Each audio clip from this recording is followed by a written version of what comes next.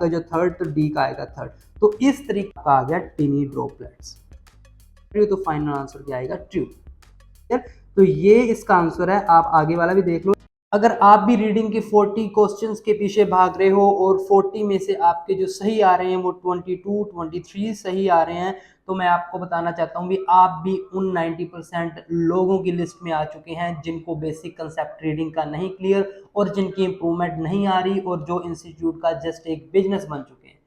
तो आपको सीधा सीधा सोल्यूशन मैं बताता हूं इसका। आपको अपनी स्ट्रेटजीज चेंज करने की जरूरत है।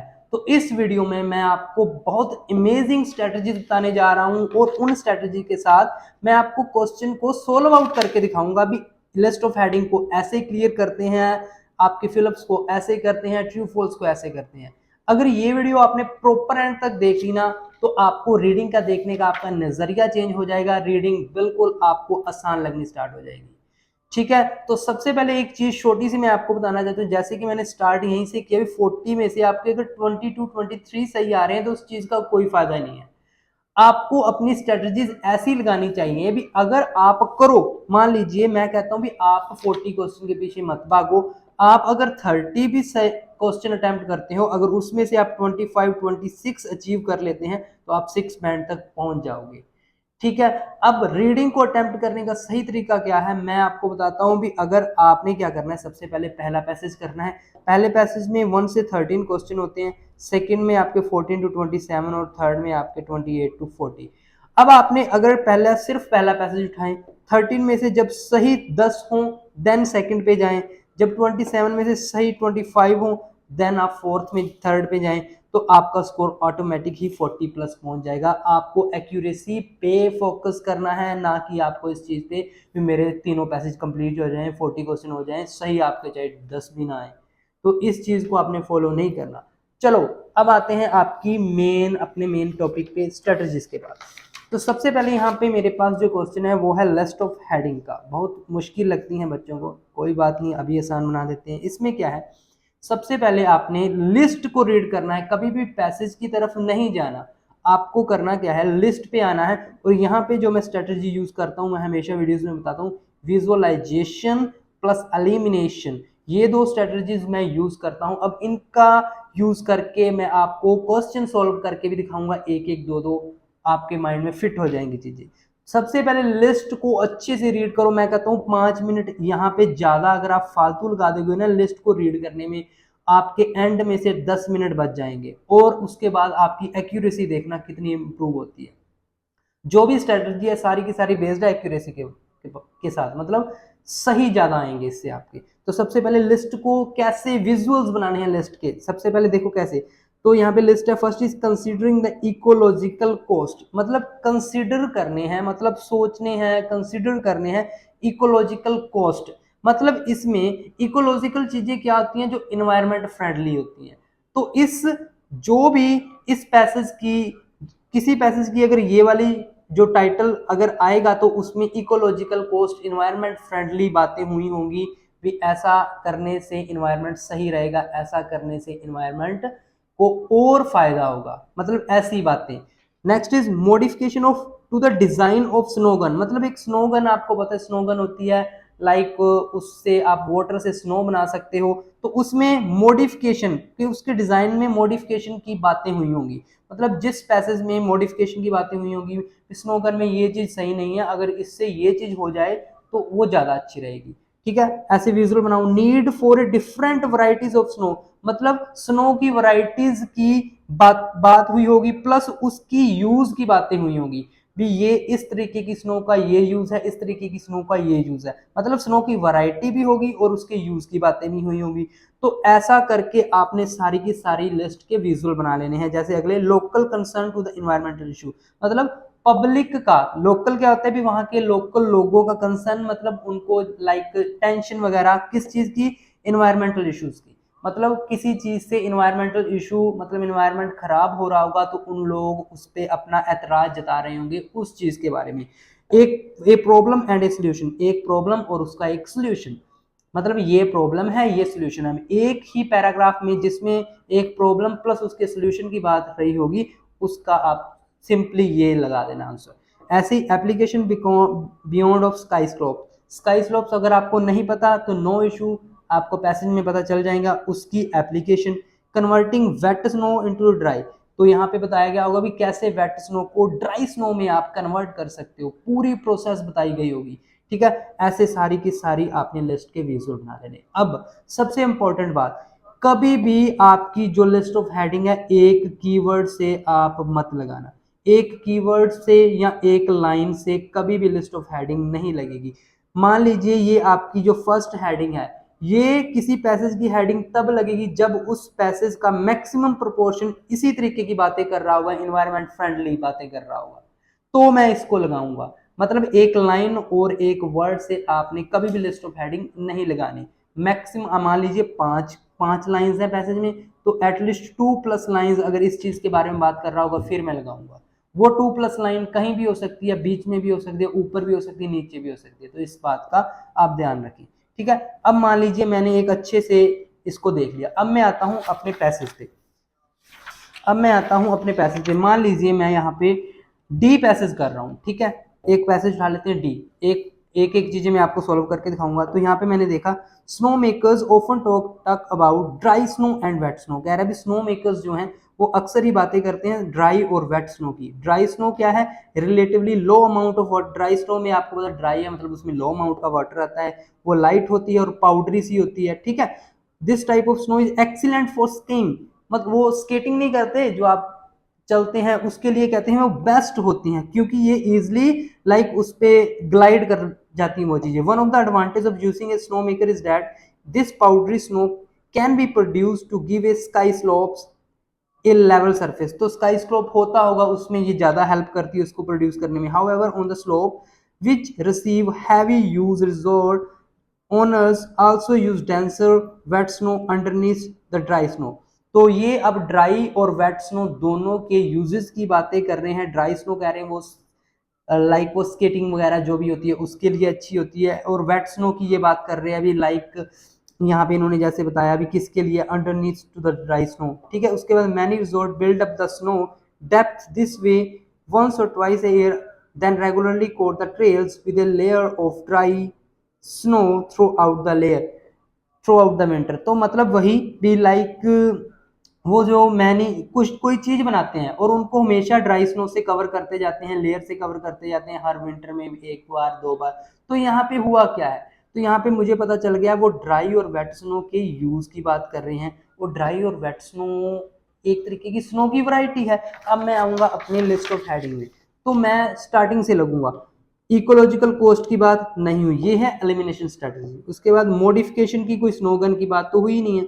Need of different variety of snow, देखो वैरायटी की बात जरूर हुई है और उसके यूज की बात भी हुई, मुझे ये लग रहा है। अब मैं यहाँ पे आंसर लगा के नहीं चला जाऊंगा, सारी रीड करूंगा। एनवायरमेंटल इशू की बात नहीं हुई, प्रॉब्लम सोल्यूशन की कोई बात नहीं हुई, स्काई स्लोप वर्ड जरूर आया था लेकिन उसकी एप्लीकेशन की बात नहीं हो रही थी, वो आपके ड्राई और वेट स्नो के यूज की बात हो रही थी। तो यहाँ से अगर कोई बच्चा एक वर्ड से लगाना चाहे तो वहां उसका आंसर यहाँ पे गलत होता है। उसके बाद कन्वर्टिंग वेट, और देखो वेट और ड्राई दोनों आए तो हैं लेकिन कन्वर्जन की बात नहीं आई, उसके यूज की बात है, तो ऐसे कंफ्यूज नहीं होना। मॉडिफिकेशन की बात नहीं हुई, नेचुरल प्रोडक्ट की बात नहीं हुई, फॉर्मेशन इन नेचर की बात नहीं हुई, तो यहाँ पे एक ही है बची आपका जो थर्ड, तो डी का आएगा थर्ड। तो इस तरीके के साथ आपने एलिमिनेट करते हुए हर बार पैसेज पे जाना है और स्टार्टिंग से दोबारा कट करते हुए एक का आंसर बच जाएगा, ठीक है। अगर आपको किसी दो में कंफ्यूजन भी हो रही होगी ना तो आप उसको उसको मार्क कर देना, आंसर मत लगाना। जैसे जैसे आप आगे पैसेज पढ़ते जाओगे ऑटोमेटिक आपका जो कंफ्यूजन है वो दूर हो जाएगा। तो इस स्ट्रेटजी के साथ आपने करने हैं आपके लिस्ट ऑफ हेडिंग्स।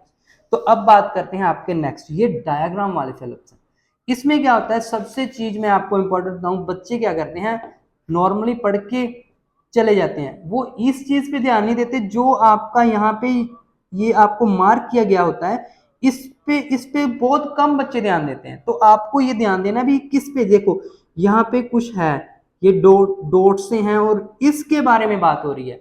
अब आप इमेजिन कर सकते हो भी ये क्या हो सकता है, स्नोगन है ये, या तो ये कोई मतलब लाइक बूंदे लग रही हैं, मुझे तो वाटर की बात है तो बूंदे लग रही हैं, तो यहाँ तो ऐसी चीज है, ठीक है।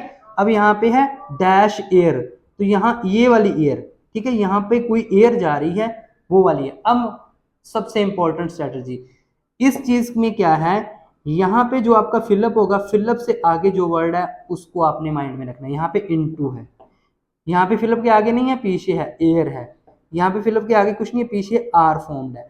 अब देखो इनटू का कोई सिनोनिम नहीं होता, तो यहाँ पे मैं 100% श्योर हूँ जहां पर भी मेरा आंसर है वहां पे इनटू लिखा होगा और इनटू के मतलब बाद वाला है वो मेरा आंसर होगा। यहाँ पे एयर है, एयर का एयर ही मिलेगा आपको, तो यहाँ भी मैं 100% श्योर हूँ। यहाँ पे आर फॉर्म्ड है, तो आर फॉर्म की जगह पे कुछ भी हो सकता है, प्रोड्यूस या कोई भी वर्ड ऐसा जो फॉर्मेशन की बात कर रहा हो। तो इस स्ट्रेटजी के साथ अगर मैं पीछे आता हूँ तो यहाँ पे जैसा कि मैं आपको बताता हूँ इसके आंसर्स यहाँ पे हैं। मैं आपको सिर्फ स्ट्रेटजी समझाने के लिए बात कर रहा हूँ। देखो स्नो गन की बात हुई थी यहाँ पे, ये रहा स्नो गन की बात हो रही है, ये देखो स्नो गन की बात हो रही है, तो स्नो गन यहाँ पे। अब मैं देखता हूँ कि मेरा यहाँ पे कहाँ आ रहा है आंसर, तो यहाँ पे जब मैं देखता हूँ सबसे पहले आपका आ रहा है 6th 7th 8th, तो 6th आएगा सबसे पहले। तो यहाँ पे जब मैं इसको रीड करता हूँ, combining air and water, two different processes are one leading to the flame, one other one from dash air, एक एयर कंप्रेसर है।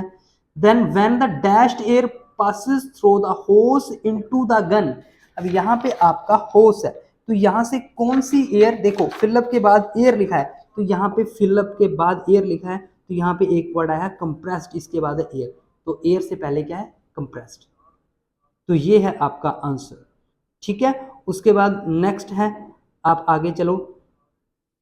देन आगे है, यहाँ पे मैंने आपको बताया था अभी, वाटर इज ऑटोमाइज्ड इनटू के बाद है डैश। ओके, जब आप आगे जाते हो तो यहाँ पे आप देखना आपको इनटू कहाँ पे मिल रहा है, जैसे ही मुझे इनटू मिला, ये देखो इनटू मिला, इनटू के बाद क्या है टीनी ड्रॉपलेट्स, तो टीनी ड्रॉपलेट्स जैसे मैंने आपको बूंदे बोला था, तो यहाँ पे वैसी ही कोई चीज है, ये आपका आ गया टीनी ड्रॉपलेट्स। देखो ये स्ट्रेटजी हमेशा काम आती है, चाहे ये वाले फिलअप हो चाहे दूसरे हो, ये स्ट्रेटजी आपके काम आनी ही आनी है। यहाँ पे है डैश आर फॉर्म, यहाँ पे है डैश विल फॉर्म, तो इससे पहले क्या है आपका क्रिस्टल, तो इससे पहले क्या आएगा क्रिस्टल। तो ये देखो ये स्ट्रेटजी बहुत अच्छे से आपकी काम आएगी। सेम लाइक दैट जो आपके जो नेक्स्ट आते हैं फिलअप्स, जैसे ये वाले आते हैं, इनमें भी आप सेम स्ट्रेटजी यूज करो। इनमें भी जैसे यहाँ पे to calculate required snow consistency dash of the atmosphere must be measured, dash of, dash के आगे है द मतलब द है, तो आपको द ही मिलेगा। ठीक, उसकी लाइक स्नो की कंसिस्टेंसी को चेक करने के लिए क्या चीज मेजर करनी होती है, तो जब मैं पैसेज पे आता हूँ तो नॉर्मली मुझे देखो लोकेशन आप ऑटोमेटिक ढूंढ सकते हो, अगर आपको लोकेशन ढूंढनी नहीं आती फिर आप लगा लो ये आपका अभी काम स्टार्ट होने वाला है, तो ये चीजें उनके लिए जो लोकेशन ढूंढ लेते हैं। तो मैं नॉर्मली जब लोकेशन पे आता हूँ तो यहाँ से मेरी लोकेशन स्टार्ट होती है, तो यहाँ पे मुझे द मिला, तो द के बाद यहाँ पे है टेम्परेचर एंड ह्यूमिडिटी, तो आपने स्ट्रेटजी सीखनी है अभी, ये स्ट्रेटजी काम कर रही है, तो यहाँ पे आपका टेम्परेचर एंड ह्यूमिडिटी आंसर आ जाएगा। यहाँ पे है consume a lot of, a lot of मतलब अलॉट ऑफ की जगह पे आपका कई कई वर्ड्स आ सकते हैं, नंबर ऑफ आ सकता है, ए बिग अमाउंट ऑफ आ सकता है, तो यहाँ पे अगर मैं यहाँ पे नीचे आता हूँ तो मुझे मिलता है लाइक यहाँ पे मुझे आंसर मिलेगा इसका, देखो एक कंसीडरेबल अमाउंट ऑफ, तो अलॉट ऑफ का आ गया सिनोनिम, तो कहने का मतलब है या तो आपको 100% आपका वर्ड सेम मिलेगा, अगर वो नहीं मिलेगा तो उसका सिनोनिम मिलेगा, अमाउंट ऑफ एनर्जी, तो एनर्जी आपका आंसर है। तो ये है आपकी फिल इन द ब्लैंक्स के लिए स्ट्रेटजी।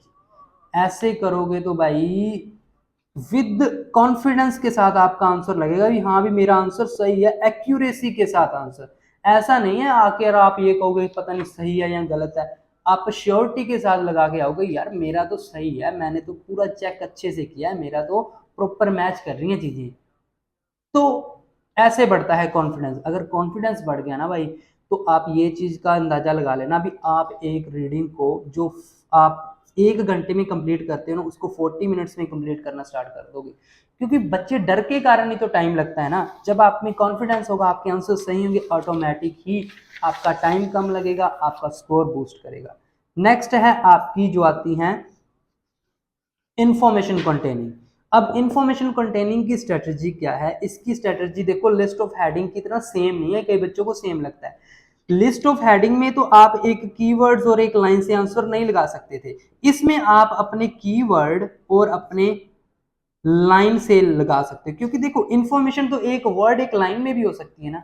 तो इसलिए देखो जब आप टाइटल देते हो तो टाइटल में सारा पैसेज पढ़ना पड़ता है, इंफॉर्मेशन एक लाइन एक वर्ड में हो सकती है, तो इसके लिए आप अपनी कीवर्ड्स का यूज करें, ठीक है। जैसे a rejected explanation of why tiger attack on humans are real, तो यहाँ पे एक रिजेक्टेड एक्सप्लेनेशन दी गई होगी, भी रिजेक्ट कर दी होगी उस एक्सप्लेनेशन को भी, जो टाइगर अटैक कर रहे हैं ह्यूमंस पे वो क्यों रेयर है, ठीक है।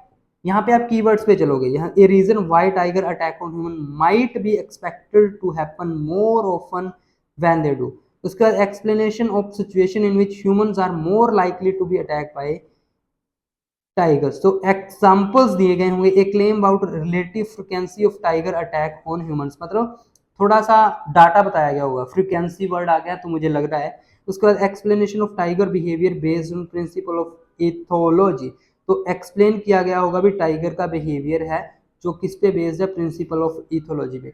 तो यहाँ पे आपके पास जो कीवर्ड्स हैं उनके हिसाब से आप अपना आंसर मैच कर सकते हो, आप अपना जो आंसर है ढूंढ सकते हो, ठीक है। इस टाइम आपको एक लाइन एक वर्ड की जरूरत नहीं है, तो ये सेम जैसे मैंने लिस्ट ऑफ हेडिंग की है वैसे ही आप जाएं अपने पैसेज में जाएं और जहां जहां आपके कीवर्ड्स मैच कर रहे हैं उस हिसाब से देखें और आंसर लगा दें, बहुत सिंपल है। तो इसमें मुझे ज्यादा आपको बताने की जरूरत नहीं है, क्योंकि लिस्ट ऑफ हेडिंग मैंने बता दी, उसी हिसाब से इसको करना है। तो सेम चीज है, चीज सेम है, लेकिन इसमें कीवर्ड और एक लाइन से इंफॉर्मेशन आ सकती है, लेकिन स्ट्रेटजीज को मैंने आपको बता दी कि कीवर्ड्स मैच कर लेना। अब बात करते हैं आपके ट्रू फॉल्स नॉट गिवन की।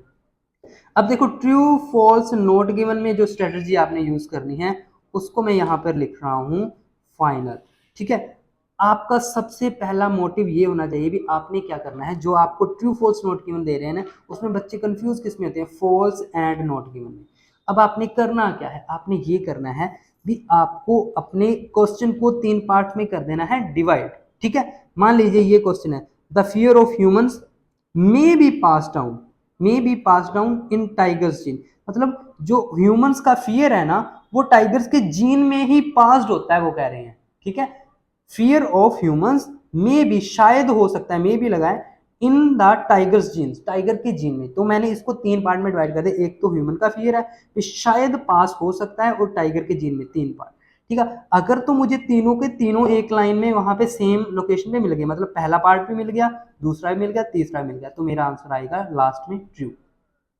अगर तीनों में से एक की भी इंफॉर्मेशन रॉन्ग हुई, मान लीजिए फियर ऑफ ह्यूमन है, यहाँ पे फियर ऑफ कोई अदर एनिमल हुआ, या फिर मे भी पास आउट है, वहां पे होगा भी नहीं पास आउट नहीं करता। मान लीजिए पहला मिल गया पार्ट लेकिन दूसरे का इंफॉर्मेशन गलत है, तीसरा भी सही है, मतलब तीनों में से एक की भी इंफॉर्मेशन अगर गलत हुई, चाहे तीसरे की भी 2 की आएगी तो फॉल्स आएगा ही आएगा, अगर एक की भी आई तो फॉल्स। अगर मान लीजिए तीनों में से एक मिला ही नहीं मुझे, तो ऐसी बात ही नहीं हुई भी ह्यूमंस की या जीन्स की, तीनों में से एक ऐसा मिला जिसकी इंफॉर्मेशन ही ना हुई, मान लीजिए थर्ड पार्ट की अगर इंफॉर्मेशन ही ना, देन आएगा नॉट गिवन, ठीक है। तो ये चीज आपने करनी है इस पार्ट में, इस पार्ट में। अब मैं आपको सोल्व करके दिखाता हूँ 21 जो है आपका। तो लेट्स सी द लोकेशन, तो यहाँ पे मैं लोकेशन देखता हूँ, यहाँ पे था it is widely constraints is the fear, तो फियर की बात यहाँ पे हो रही है। तो what exactly the tigers afraid of, किससे द्वारा टाइगर्स डरते, they can really know that we may be even better armed than they are, अभी तक आई नहीं है location. Surely not has species programmed the experience of all tigers with humans its genes to be inherited as instinct for apes, but I think the explanation may be more simple in the way more intriguing। तो यहाँ पे इन्होंने पीछे question mark कर दिया है, इनको ये लगता है भी शायद ये जो फियर है ह्यूमंस का ये उनमें पास होता है, इनहेरिटेड पहले ही आता है, पीछे है क्वेश्चन मार्क। तो क्वेश्चन मार्क यहाँ पे आपको क्या दिखा रहा है, क्वेश्चन मार्क आपको यहाँ पे मे बी की जो इन्फॉर्मेशन है वो दे रहा है। देखो ह्यूमंस के फियर की बात तो चल ही रही है, ठीक है, ह्यूमन के फियर की तो बात चल रही है, मतलब पहला पार्ट आपका आ गया ट्रू। तो मे बी पास्ड उन्होंने क्वेश्चन मार्क से लगा दिया है, ठीक है, तो मे बी उन्होंने क्वेश्चन मार्क लगा दिया है, तो सेकंड भी हो गया ट्रू। और टाइगर्स की जीन की तो बात भाई हुई है, मतलब थर्ड भी आपका ट्रू। तो फाइनल आंसर क्या आएगा? ट्रू। ठीक है, सेम तरीके के साथ एक और करते हैं, जैसे इथोलॉजी इन्वॉल्व्स क्या? Applying principle of humans behaviour to the human. तो यहाँ पे तीन पार्ट क्या है, एक तो इथोलॉजी, और वो प्रिंसिपल किसके अपना रहे हैं? ह्यूमंस के टू एनिमल। ह्यूमन वो कह रहे हैं ethology involves applying the principle of human behaviour to the animals. Okay, ठीक है, तीन पार्ट्स आगे इथोलॉजी आ गया, प्रिंसिपल किसके हैं? ह्यूमंस के हैं, लेकिन वो किस पे अप्लाई कर रहे हैं? आपके एनिमल्स पे। ओके फाइन, तो पीछे आते हैं डी में। तो यहाँ पे आप देखो, since the growth of ethology in 1950s we have tried to understand the animals behaviour from the animal point of view. तो वहां पे वो बात कर रहे हैं, इथोलॉजी की बात आपको मिल चुकी है, मतलब पहला पार्ट आपको ट्रू मिल गया। दूसरा अप्लाइंग द ह्यूमंस बिहेवियर, लेकिन वो कह रहे हैं ह्यूमन नहीं, एनिमल का बिहेवियर उन्हीं के पॉइंट ऑफ व्यू से, मतलब एनिमल का बिहेवियर एनिमल्स के ऊपर ट्राई कर रहे हैं। तो मतलब आपका जो सेकंड पार्ट है ना, ह्यूमन का बिहेवियर, वो यहाँ पे फॉल्स है। अगर एक भी पार्ट फॉल्स आ गया, फाइनल आंसर फॉल्स। तो इस स्ट्रेटजी के साथ आपने करने हैं अपने true false not given. Next है आपके एमसीक्यूज। तो एमसीक्यूज में आपने एक स्ट्रेटजी यूज करनी है, सबसे पहले अपने ऑप्शंस नहीं देखने, ऑप्शंस को नहीं देखना, आपने जस्ट क्वेश्चन को रीड करना है। जैसे ये 24th क्वेश्चन है आपका, इसमें क्या है? Why do tigers rarely attack people in the car. कह रहे भी क्यों लोग टाइगर, जो टाइगर्स हैं बहुत कम अटैक करते हैं लोगों का जब वो कार में होते हैं। ठीक है, अब क्यों करते हैं? सबसे पहले आपने इसकी लोकेशन पे जाना है। अभी कार की बात और टाइगर की बात हो रही है, आपने ऑप्शंस नहीं रीड करने अभी, ठीक है, आपने अभी ऑप्शंस नहीं रीड करने। तो सबसे पहले यहाँ पर मैं कार और टाइगर के बारे में जो बात हो रही है वहां पे आऊंगा। I think humans lie actually visual if you think tigers human a car. देखो यहाँ पे, if you think like a tiger, अगर आप टाइगर की तरह सोचोगे, एक a human in a car might appear just to be the part of the car. वो कह रहा है भी टाइगर को ऐसा लगता है अगर कोई ह्यूमन कार में है ना, तो वो कार का ही पार्ट है, मतलब उसको ये नहीं लगता भी वो कोई ह्यूमन है या कोई क्रिएचर है, उसको ये लगता है वो कार का ही पार्ट है। इसलिए वो उसको, क्योंकि वो कार को नहीं खाते, इसलिए ह्यूमन भी उसमें सेफ है। तो उन्होंने ये एक्सप्लेनेशन दी है। अब आप आना है, आपने पीछे, आपको समझ लग गई। अब आपने ऑप्शंस को एलिमिनेट करते हुए जाना है। एक तो सबसे पहले they have learn the car are not dangerous, तो ऐसी बात तो नहीं हुई भी उनको सिखाया गया है, उन्होंने सीखा भी कार नहीं डेंजरस, मतलब इसको कर दे eliminate. They realise that people in the car are not be harmed, they realise that people, उनको ये रियलाइज हो गया भी पीपल जो कार के अंदर, उन्हें हार्म नहीं किया जा सकता। तो ऐसी भी नहीं बात हुई, उसको तो ये लगता है ना भी जो कार के अंदर लोग हैं वो उसका पार्ट ही है, मतलब ये भी एलिमिनेट हो गया।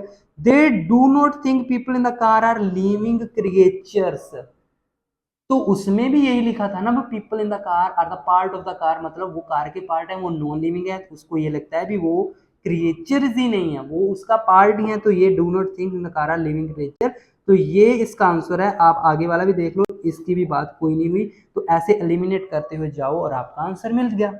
ऑप्शंस रीड नहीं करने, क्वेश्चन को पढ़ो, लोकेशन पे जाओ, लोकेशन को अच्छे से पढ़ो, वापस एलिमिनेट करते हुआ है, ऑटोमेटिक आंसर मिलेगा। सेम स्ट्रेटजी यूज करनी है।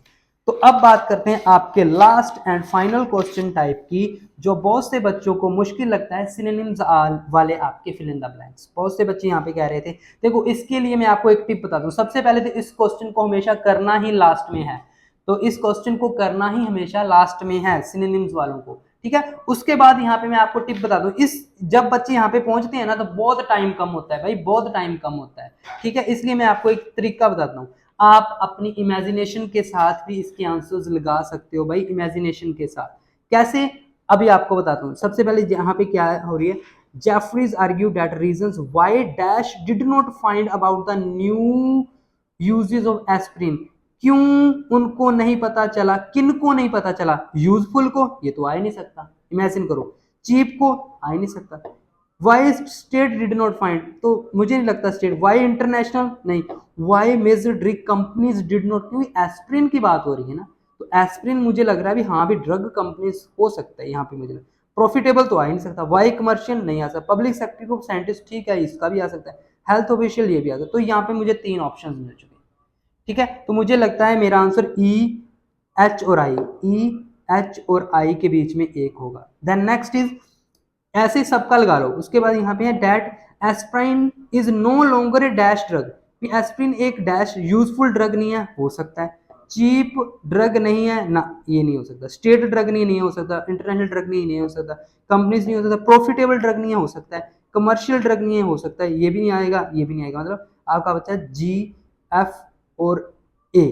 तो यहाँ पे आ गया जी एफ और ए, ये मेरे ऑप्शंस हैं। अब आपके next is he therefore suggests that there should be a dash sport, यहाँ पे कौन सी स्पोर्ट हो सकती है? तो स्पोर्ट तो मुझे 2 ही लगनी है, स्टेट और इंटरनेशनल। ओके, स्टेट और इंटरनेशनल, ये है आपकी सी और डी। तो ये आ चुके हैं मेरे पास, अब ऑप्शंस बहुत कम हो चुके हैं। अब मैं आऊंगा यहाँ पे रिसर्च ऑफ एस्प्रिन की, जो आपकी जहाँ पे भी आपकी लोकेशन होगी वहां पर मैं आऊंगा, ठीक है। रिसर्च ऑफ एस्प्रिन, तो जैसे कि मैंने देखा भी ये बिल्कुल लास्ट में है, तो आपका यहाँ पे आंसर भी 100% श्योर है, बिल्कुल लास्ट में आएगा, ठीक है। तो उसके बाद यहाँ पे आते हैं recent discovery aspirin benefits has made. तो यहाँ पे पहला क्वेश्चन क्या था, B Jeffreys argue that reasons why dash did not find out the new use of aspirin, किनको नहीं पता चला। ओके, तो जो जेफ्रे है उसकी बात कहां से स्टार्ट हो रही है? तो यहीं से स्टार्ट हो रही है।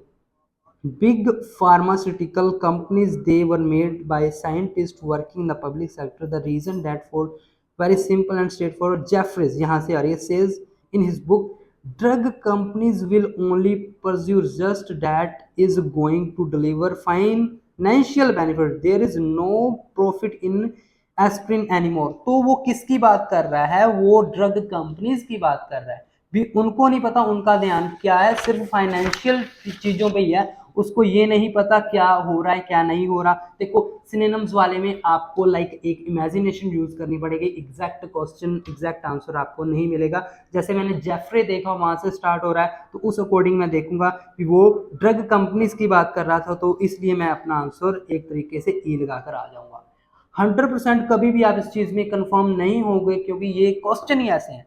तो सबसे इंपॉर्टेंट चीज तो यही है, पहले स्टार्टिंग में इसको मत करें, थोड़ा लास्ट में करें। उसके बाद aspirin is no longer a dash drug, तो अभी अभी एक लाइन मुझे पढ़ने को मिली, और मेरे ऑप्शंस भी क्या थे, यूजफुल, चीप एंड प्रॉफिटेबल। तो यहीं पे मुझे एक वर्ड मिला था कि यहाँ पे there is no more profit in aspirin, तो मतलब ये एक प्रॉफिटेबल ड्रग नहीं रहा, तो यहाँ से इसका मेरा ऑप्शन आएगा F. Same like that there should dash, तो यहाँ पे आप देख सकते हो जो आपका 40th क्वेश्चन है उसमें क्या आएगा। यहाँ पे बातें सारी की सारी अगर आप आगे रीड करोगे तो स्टेट के बारे में बात हो रही है, तो आपका यहाँ से आंसर आपको इंटरनेशनल स्टेट में आपको सी आंसर आपका राइट मिलेगा।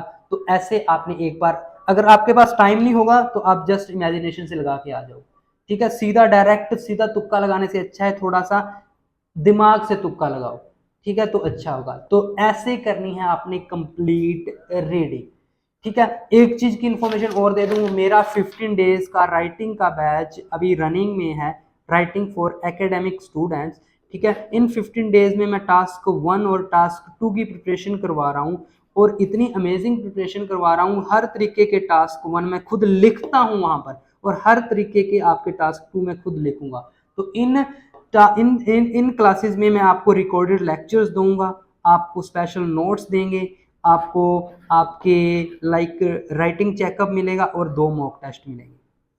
मैं इतनी गारंटी देता हूँ जिस बच्चे ने ये क्लासेस ज्वाइन कर ली उनको इंस्टीट्यूट्स ज्वाइन करने की जरूरत नहीं पड़ेगी। राइटिंग में एवरी बेसिक कंसेप्ट आईडीपी की वेबसाइट पे लेके जाना, बेसिक रूल्स 9 बैंड के जो रियल आपके सैंपल्स आंसर होते हैं, टेम्पलेट्स में यूज नहीं करता, उस उन चीजों के आपको वेबसाइट पे ले जाकर दिखाऊंगा भी कैसे राइटिंग लिखते हैं, बिल्कुल सिंपल तरीके से 7+ बैंड तक कैसे जाना है। अगर किसी भी बच्चे ने ज्वाइन करनी हो 8168321916 एंड 9467488225, इन दोनों में से किसी भी नंबर पे आपको व्हाट्सएप करना है ओनली।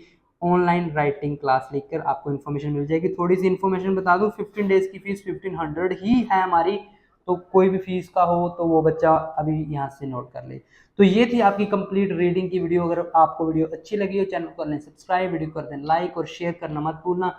अगर आपको ये चीज़ें बेनिफिशियल लगती है प्लीज़ शेयर कर दिया करें अपने फ्रेंड के साथ, अगर उनका भी कोई फ़ायदा होता है। So thank you so much, मिलते हैं किसी और वीडियो में।